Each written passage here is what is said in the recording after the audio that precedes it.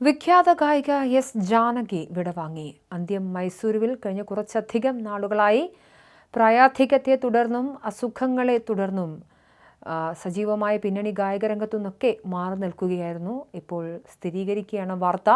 Indian ചലച്ചിത്ര സംഗീത ചരിത്രത്തിൽ സ്വന്തം ശബ്ദം കൊണ്ട് വിസ്മയം തീർത്ത സമാനതകളില്ലാത്ത പ്രതിഭ എസ് ജാനകി അന്തരിച്ചിരിക്കുന്നു. ഭാവസാന്ദ്രമായ ആലാപന ശൈലി കൊണ്ടും ഏത് പ്രായത്തിലുള്ളവർക്കും ഇണങ്ങുന്ന രീതിയിൽ ശബ്ദവ്യതിയാനം വരുത്താനുള്ള അസാധാരണ കഴിവുകൊണ്ടും ദക്ഷിണേന്ത്യൻ സിനിമകളുടെ വാനമ്പാടിയായി മാറിയ എസ് ജാനകി വിട പറഞ്ഞിരിക്കുന്നു. തെന്നിന്ത്യൻ ഭാഷകൾക്ക് പുറമെ ഹിന്ദി, ഒഡിയ, ബംഗാളി ഉൾപ്പെടെയുള്ള നിരവധി ഭാഷകളിലായി അധികം ഗാനങ്ങളാണ് ജാനകിയമ്മ ആലപിച്ചിട്ടുള്ളത്. എന്തായാലും ജാനകിയുടെ വിടവാങ്ങൽ അത് അപ്രതീക്ഷിതമായിരുന്നു. മലയാളത്തിൽ നിരവധി ഗാനങ്ങൾ പാടിയൊരു തലമുറയുടെ ശബ്ദമായി മാറിയ വ്യക്തിയായിരുന്നു. ആന്ധ്രാപ്രദേശിൽ ജനിച്ച ജാനകിക്ക് മലയാള ഭാഷയോടും കേരളത്തോടും എന്നും പ്രത്യേകമായ ആത്മബന്ധമുണ്ടായിരുന്നു.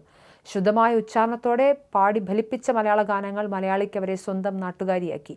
MS ബാബുരാജ് ഉൾപ്പെടെയുള്ള പ്രഗത്ഭ സംഗീത സംവിധായകരുടെ ഇനങ്ങളിൽ ജാനകി പാടിയ ഗാനങ്ങൾ മലയാള സംഗീതത്തിന്റെ സുവർണ്ണ കാലഘട്ടത്തെയാണ് അടയാളപ്പെടുത്തുന്നത്. എന്തായാലും മൈസൂരിൽ വെച്ചായിരുന്നു അന്ത്യമെന്നാണ് മനസ്സിലാക്കുന്നത്. കൂടുതൽ വിവരങ്ങൾ വഴിയേ